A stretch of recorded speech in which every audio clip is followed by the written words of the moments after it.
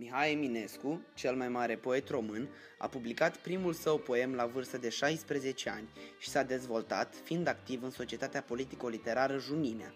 A lucrat ca redactor la Timpul, ziarul oficial al Partidului Conservator, și a asimilat viziunile poetice occidentale, creația sa aparținând unui romantism literar relativ întârziat.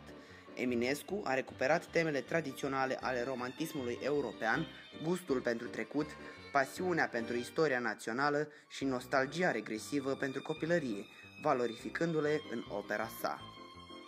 Ioan Slavici, unul dintre cei mai de seamă prozatori români ce pun bazele perioadei marilor clasici, a debutat în convorbiri literare în anul 1871.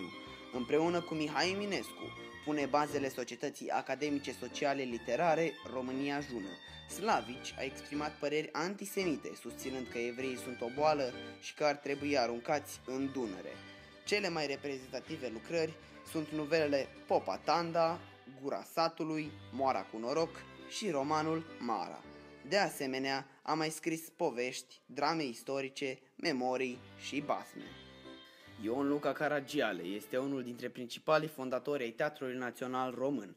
Opera sa cuprinde teatru, nuvele și povestiri, momente și schițe, publicistică, parodii și comedii.